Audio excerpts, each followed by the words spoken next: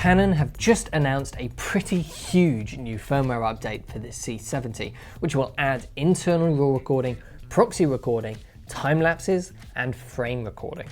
So this addresses some of the feedback which we've heard the most from our C70 customers, mainly of course that RAW recording option, because the C70 is the only camera in Canon's current Cinema EOS lineup that doesn't have a RAW option right now. The C200 was the first to have their Cinema RAW Lite format, the C300 Mark III and C500 Mark II both have it, even the R5 has it, but the C70 doesn't, and this is because of one main reason.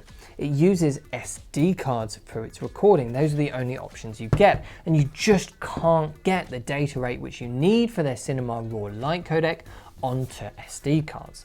So this update has surprised us. I thought they were going to add RAW, but I thought it would be over the HDMI port like they enabled on the R5, and we've seen other brands like Panasonic do. But I was wrong. Instead, Canon are going to enable RAW recording directly onto those SD cards. And they've managed to do this because of the changes they've made to their RAW format for their new R5C, which has also been announced today.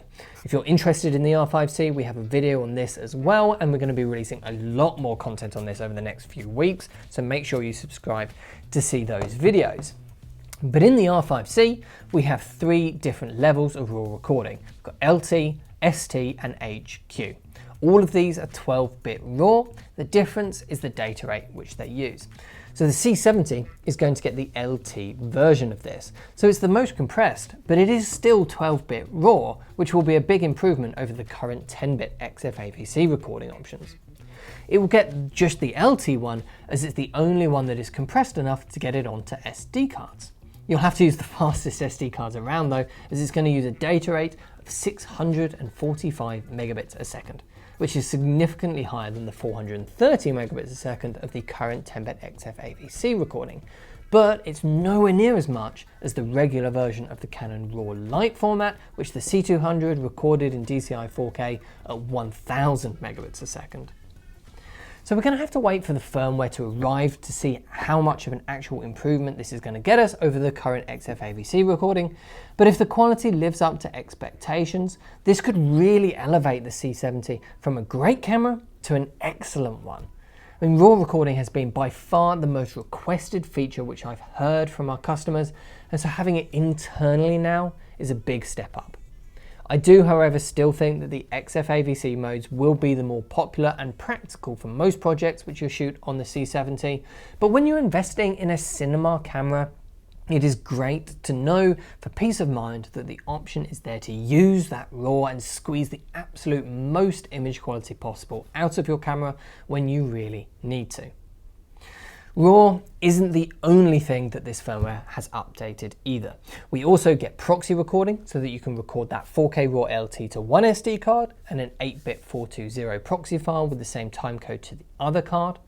There's then frame recording, which lets you capture just a single frame when you press the record button, or you can do a short little burst of 3, 6, or 9 frames. This is quite a niche function, but it will mean that you can now use the C70 for some stop motion projects, which is nice. But perhaps more interesting for the vast majority of people is going to be the interval recording. So the C70 can now record simple, quick time lapses in camera with a selection of time delays from 1 second to 10 minutes. And again, it lets you record either 1, 3, 6, or 9 frames each time it triggers. So it won't be as powerful as using a stills camera for time lapse, but for quick and simple establishing shots or something like that as part of a larger project, this is going to be a very welcome addition. The firmware should be available to download soon, hopefully within a few months. I haven't heard an actual confirmed date from Canon yet as of the time of recording this piece to camera, but if I do, we will put it in the comment section down below. But let me know what you think of this update. Has this made the C70 a camera to consider for you if you didn't already? And are you pleased to see RAW recording come internally rather than externally to the camera? Let me know down in the comment section, and if you want to buy any of this for yourself, of course, just head over to Proav. Thanks for watching, and I'll see you in the next one.